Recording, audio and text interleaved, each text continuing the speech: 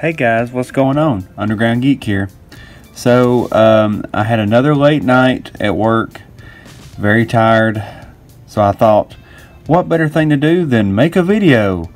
So I've started this new job and I just got a promotion, so I am one of the finance managers now, which means I have to do more work. But it also means that I have less stress, but I do have to keep longer hours. So maybe we can get this figured out to where I don't have to be there till 10, 11 o'clock every night. But anyway, I got this book a while back. This book is actually further issues in. I think there are like 8 or 9 issues in now. But I really liked it, so I want to tell you guys about it. This is a Meredith Finch book. It's called Rose. And it's got a pretty cool cover. Pretty cool characters. Everybody's very unique in their own way, so nobody looks anything alike. Rose on the cover is very beautiful, so that's always a plus. The story is by Meredith Finch, and the letters are by Cardinal Ray, and the art is by Ig Guara, and the editing is by Andy Schmidt. That just sounds so familiar, Andy Schmidt. But anyway, this has been a very good series. I read issue 1.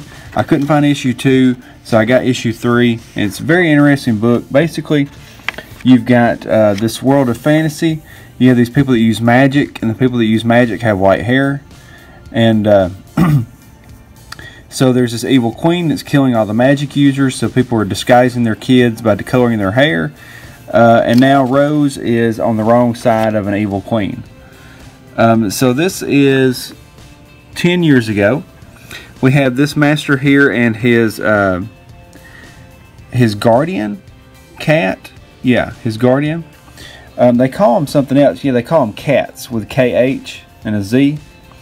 But he's with his cat. The cat talked him into chaining him up because the evil queen calls to him and he doesn't want to be controlled by her. He's the only one left. And so the guardian is talking to him. He wants him to leave, or the man is talking to him. He wants the cat to leave, but the cat won't do it. So we see them arguing here, fighting back and forth. Finally, he leaves him, and it's very sad because they're friends, but he has to go and has to leave him. So when he does leave, that's the end of it, you know. So here we are years later. He finally ventures out, and now the guardians that once protected him, or the soldiers that once protected him, have been turned into evil golems. So they're after the cat, and they're hurting him. And then Rose is on her journey as well with the old lady, and activates her magic. So now she can use her magic. Pretty cool shot right there. I like that. Well, they did that illumination effect. But by using the magic, it changed her hair color. So now she has the white hair of a magic user. She doesn't like this. She doesn't want the responsibility. But it is what it is, and she can't do anything about it. So that's when the lady tells her about magic users and why they're so important. And why she needs to do her best, you know, to help save everyone. And that's when she starts to feel the connection between the cat and her. It was pretty funny right here, this shot. Her facial expression. And he calls out to her, so he now knows who the new partner is going to be, Rose.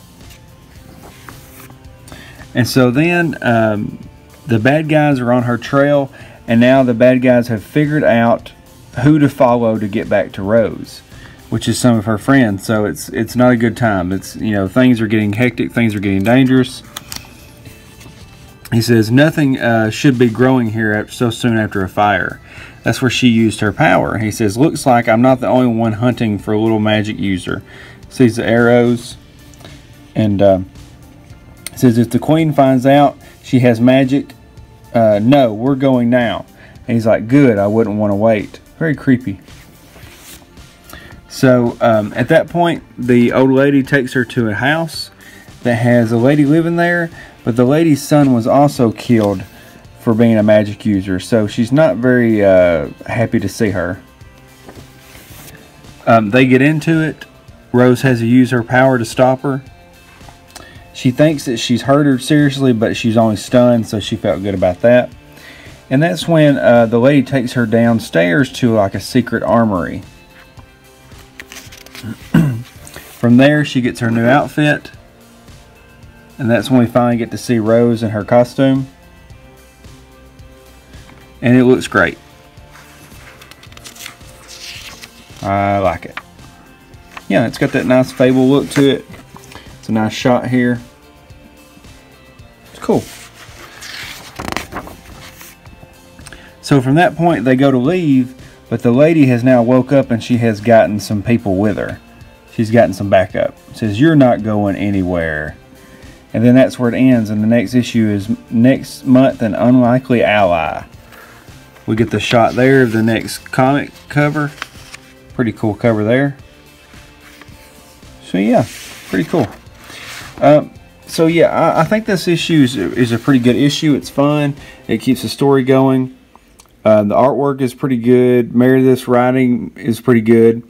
Meredith Finch is also doing Xena, and I have not heard very good things about it. I think she's out of her element, because I think she needs to stick to things like this.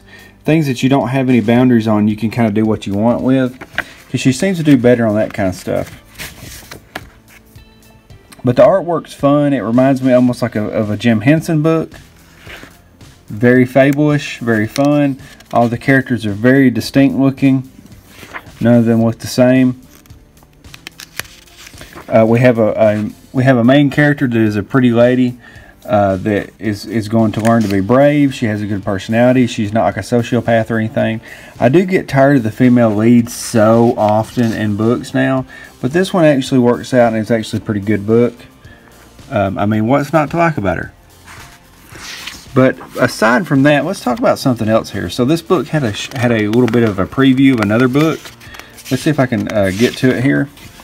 It's called Moonstruck, and I don't know what this is, but this is trash. Look at this. So we have this overweight chick, and we have this pseudo-gay centaur. Okay. And so we get the story here.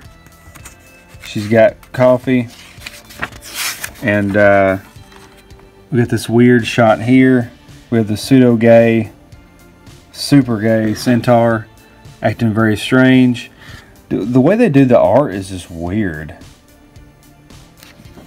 I mean, who cares at all about this? Look at her. Yeah, you want to be just like her. Then we have this weird hipster right here. I mean, really, guys? You got to stop this mess. And then I saw this book here, and I was like, this looks like it may be pretty cool. And I was like, oh, Becky Cloonan. Never mind. Forget it. But all in all, this book has been very cool. Issue 1 is fun. I have issue 1. I've done a video on that. You can check my older videos to see how it started. I also got the rare cover, which is actually going for pretty good online. But yeah, this is a very fun comic. I like it. I like the story. I like the characters. It doesn't have like a ton of action, but it had good enough action. I mean, the cat's trying to run from the bad guys. It sets up some good shots here. And then once he finds Rose, it's gonna turn it up a notch. It's gonna get even crazier. But I'm glad you watched the video. Hit the like button, hit the subscribe button. Now, I also have some new apparel online, which is pretty cool. I did some shirts and stuff. A friend of mine, Infinite Koi, Comic Kitty, did some of the shirts for me. So definitely follow her on Twitter, Infinite Koi Comic Kitty. She also has a YouTube where she does YouTube videos. And she does a very good breakdown in YouTube videos of the books and stuff that she talks about. Much more so than I do. So definitely check her out. But hit the like button, hit the subscribe button. I'm glad you guys watched the video. And have a great day. Talk to you guys later. Bye.